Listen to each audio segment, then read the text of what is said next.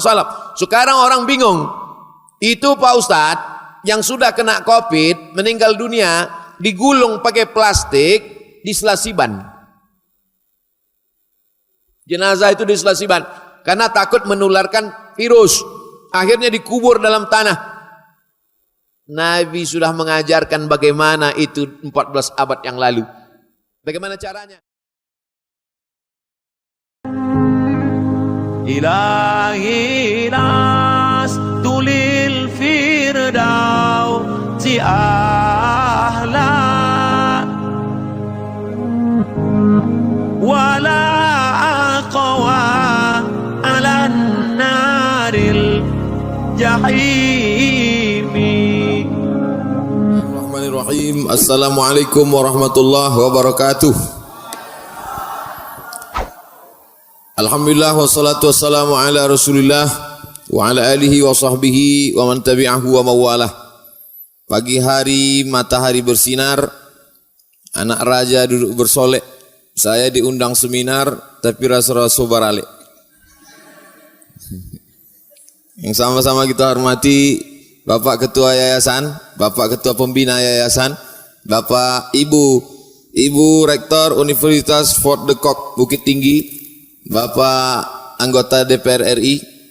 Kemudian saya sampai di Mesir sama seperti adik-adik sekalian mahasiswa 5 September 1998. Adik-adik waktu itu masih berselancar di alam maya. 5 September 98 saya sampai di Mesir. Senior saya Dajjal. Dulu saya waktu di Mesir manggil beliau Dajjal. Sampai di sini berubah menjadi Al-Mukarram Ustadz Jel Fathullah. Itu senior. Satu sisi sebagai senior, kakak kelas. Saya tingkat 1, beliau tingkat 4. Satu sisi sebagai guru, karena sifat-sifat beliau, akhlak beliau teladan kami bagi adik-adik. Satu sisi sebagai sahabat, karena beliau tidak pernah menyuruh-nyuruh, berkata kasar, tapi lebih bergaul seperti sahabat. Sampai hari ini begitu pulang ke Indonesia, beliau sudah jadi Ustadz Kabir, Ustadz besar. Saya banyak belajar dari beliau. Makanya setiap saya ke Sumatera Barat, ke Bukit Tinggi khususnya, ke Padang, kemanapun, selalu bersama dengan beliau. Karena berada bersama beliau itu sama seperti di bawah pohon yang rindang. Batangnya tempat bersandar, daunnya tempat bernaung, akarnya tempat bersila. Itulah yang selalu diumpamakan sebagai nenek mama, senior, orang yang membimbing kita.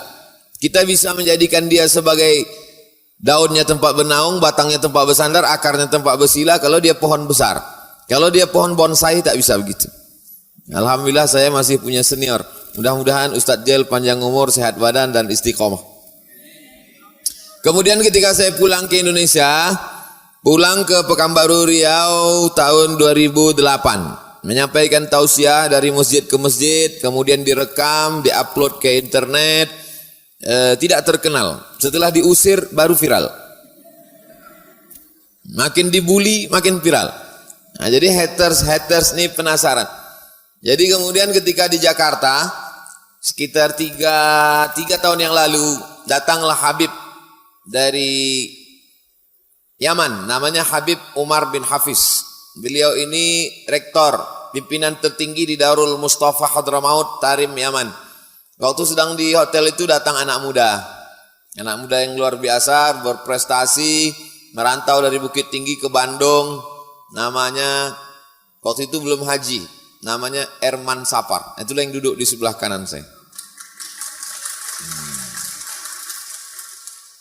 Jadi itulah awal kami ketemu. Jadi mudah saya mengingat kapan saya jumpa awal sekali bertemu dengan beliau, ketika bertemu dengan Habib Umar bin Hafiz. Karena tahunnya sama, hotelnya sama. Beliau datang, kami bersilaturahim. Setelah itu setiap jadwal saya ke Bandung, Jawa Barat, dengan ke Sumatera Barat, Jawa Barat, Sumatera Barat, itu saya serahkan beliau. Jadi beliau yang mengontrol. Kemudian saya dapat kabar beliau punya program memberikan bantuan beras, sembako semua kepada orang tidak mampu. Lalu saya usulkan supaya buat yayasan, supaya ada payung hukumnya. Jangan supaya kita ini gak jelas, berbuat baik itu memang baik, tapi kalau sampai tidak ada payung hukumnya nanti jadi masalah. Maka ide itu beliau buat terdaftar secara notaris di Kementerian Hukum dan HAM. Akhirnya berdirilah Yayasan Bukit Tinggi Madani. Yayasan Bukit Tinggi Madani. Saya sebagai ketua pembina. Jadi nanti kalau ada yang orang nanya, "Mangalo Ustaz orang Pekanbaru ke Sikok, ambo pembina." Ya, pembina. Ada sebab itu ambo bersilaturahim dengan bapak-bapak, ibu-ibu sekalian. Jadi mudah-mudahan silaturahim kita ini bersilaturahim di Bukit Tinggi, bertetangga di surga insyaallah. Banyak yang tidak setuju nampaknya. As-sukutu alamatur ridha, diam itu tanda setuju. Jadi yang diam-diam itu setuju, bahwa setuju kita bertetangga di surga insyaallah. Amin ya rabbal alamin. Nah, lalu kemudian saya diajak untuk ayo kita seminar di Universitas Fort de Kock. Ini nanti kalau kami upload di YouTube, thumbnailnya dibuat seminar di Fort de Kock. Disangka orang di Amsterdam, Belanda. Gue ketek di bawah, Bukit Tinggi. Oleh sebab itu kehormatan yang luar biasa buat saya, Ibu Rektor, Bapak Ketua Pembina Yayasan. Man ahsana ilaikum, siapa yang berbuat baik kepada kamu, balaslah. Saya tak dapat membalas budi baik Ibu Rektor, Civitas Akademika, semuanya. Mudah-mudahan Allah meridhai dan merahmati Universitas Fort de Kock. Lahir dari sini pemimpin-pemimpin bangsa masa depan. Nah, saya diberikan kesempatan, judulnya, temanya adalah bagaimana membangkitkan semangat di dua aspek. Pertama, aspek ekonomi, yang kedua aspek spiritual. Yang ekonomi karena beliau SE, sarjana ekonomi, nanti akan dibahas oleh Haji Erman Sapar. Jadi protokol MC kita menyebut UES. Belum pernah terlintas di pikiran kami duet UAS-UES.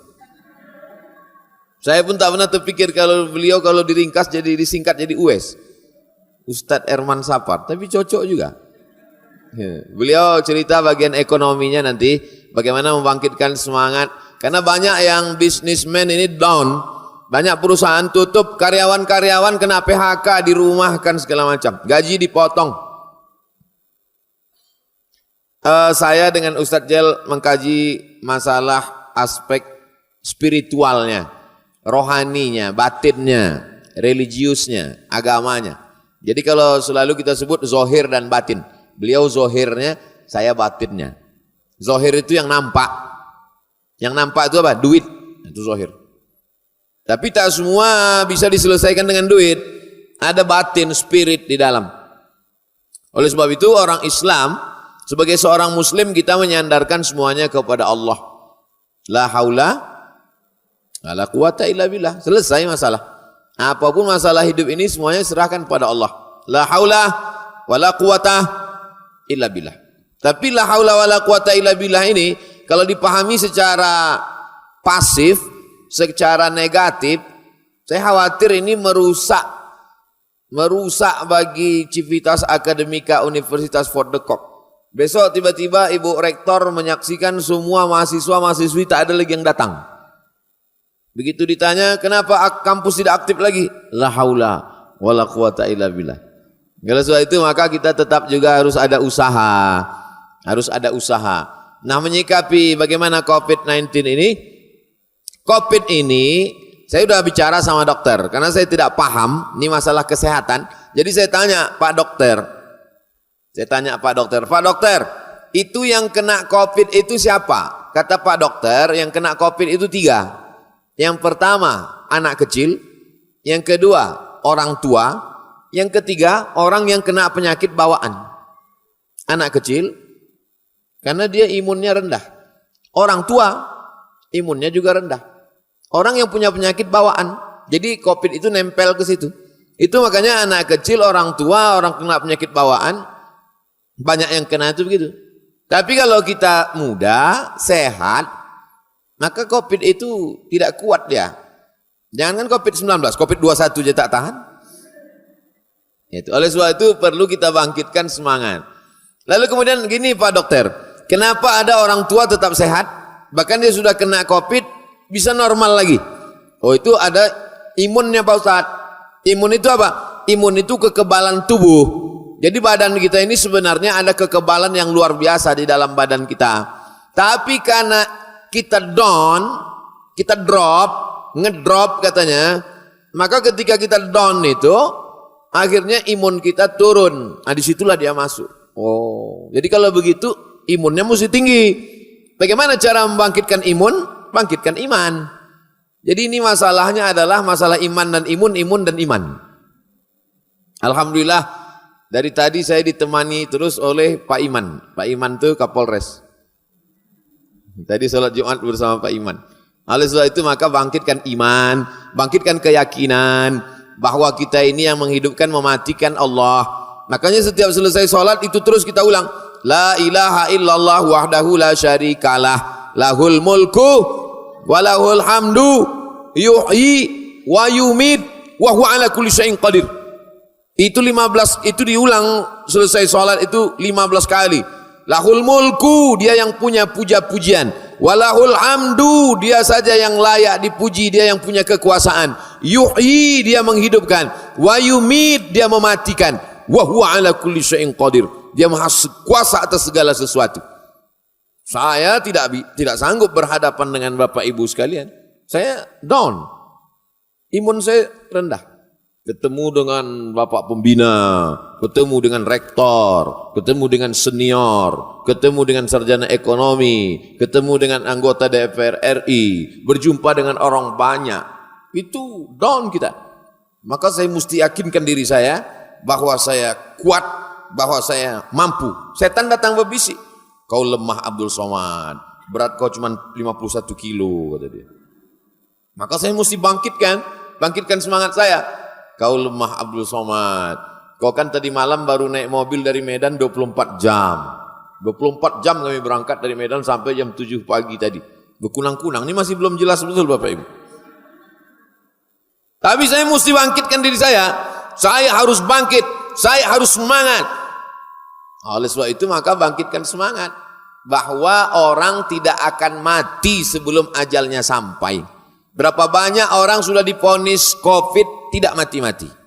Berapa banyak pula yang dikatakan sehat, mati. Berapa banyak orang mau bunuh diri, tak mati-mati.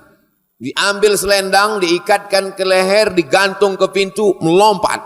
Patah kayunya. Tak mati. Tak juga mati, berbaring di rel kereta api. Jam 5 pagi, lewat kereta api, tak mati. Rupanya salah rel. Stres, datang orang debit kolektor yang mengutip utang. Karena stres, mencret-mencret, masuk kamar mandi.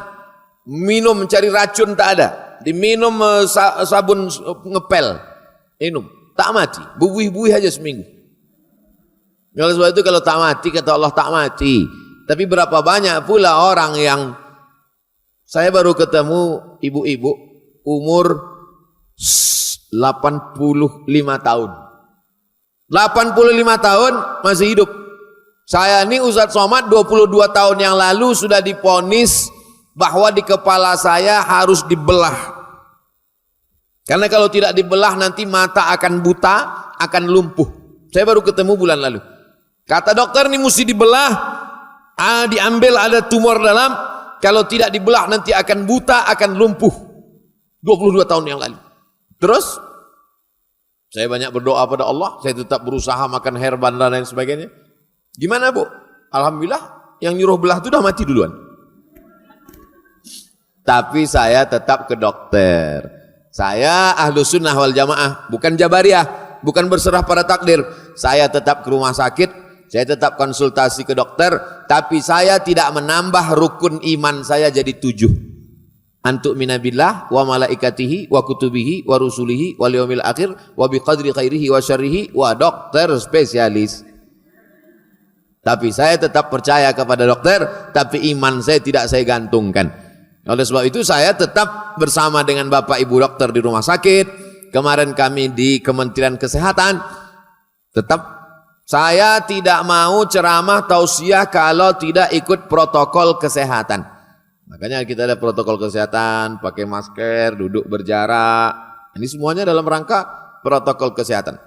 Makanya siapapun yang mau mengatakan ini harus dibubarkan karena tidak ikut protokol, kami pakai protokol Pak. Mana protokolnya? Sampai 2, di sana 1, sini 1.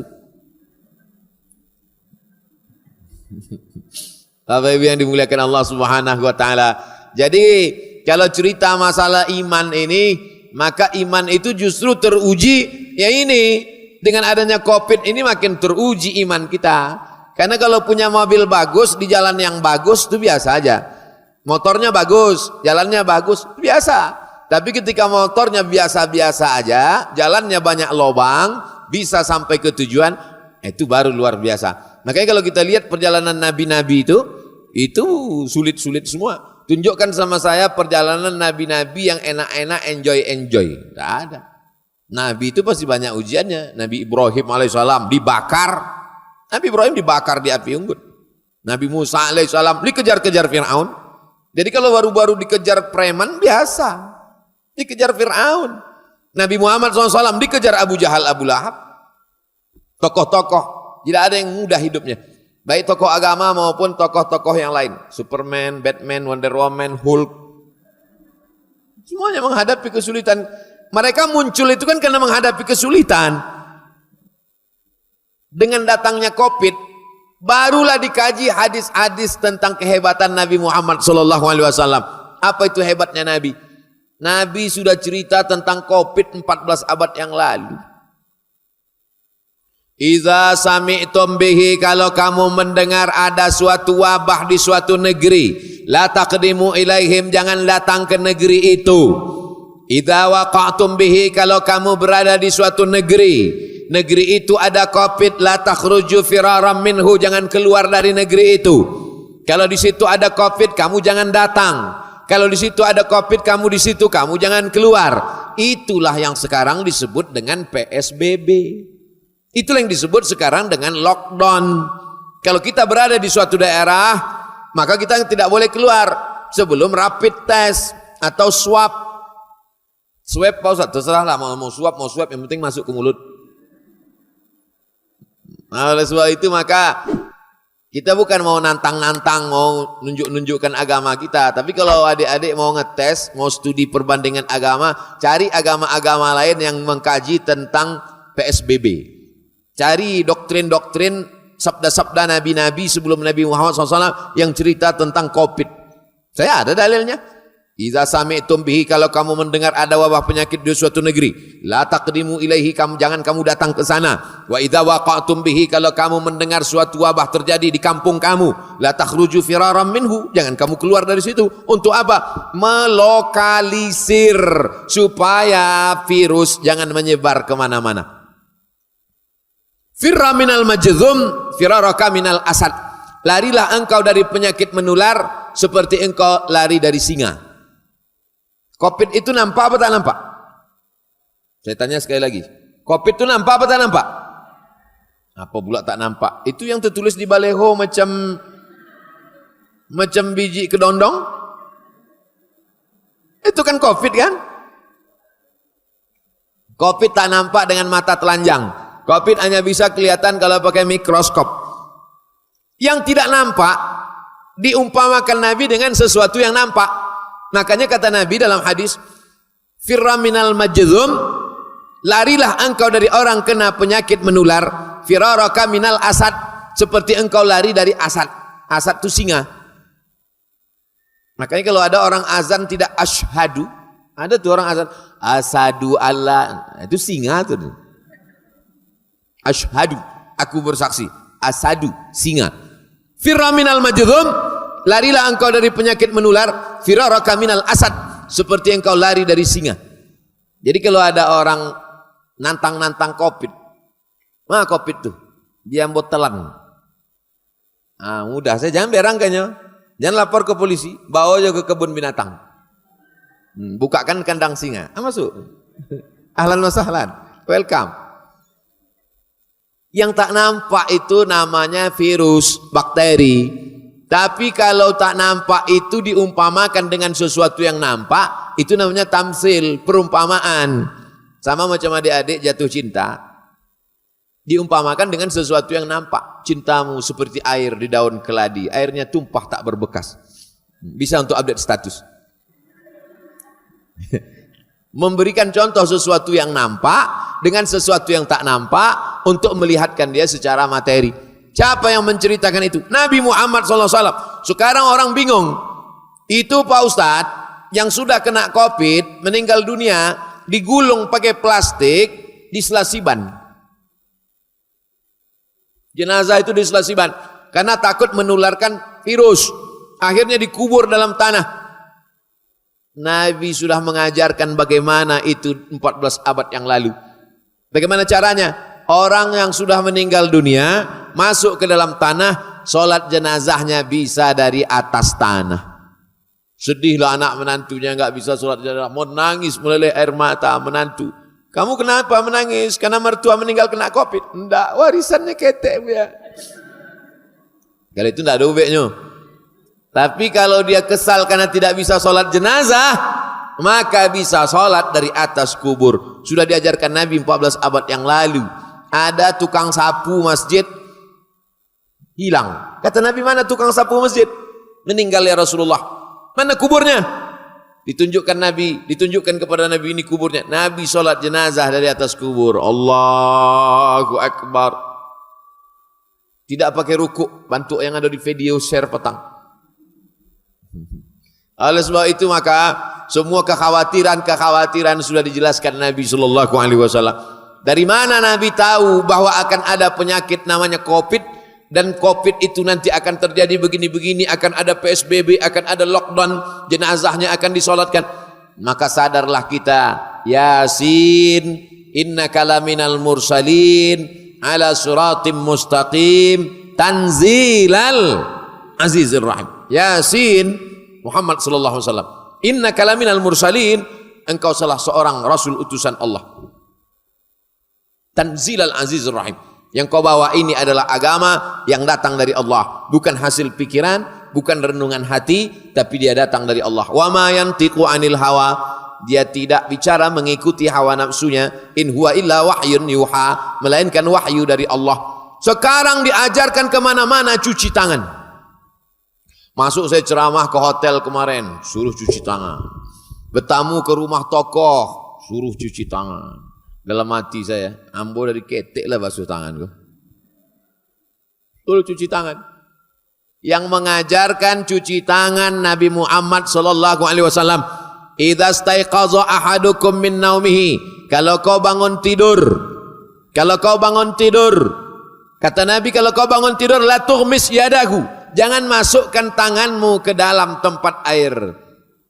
Lalu bagaimana? Cuci dulu. Li'annahu la yadri aina batat yaduhu, karena kau tak tahu tanganmu tadi malam nginap di hotel mana. Basuh dulu, cuci. Orang Islam cuci tangan sehari semalam berapa kali?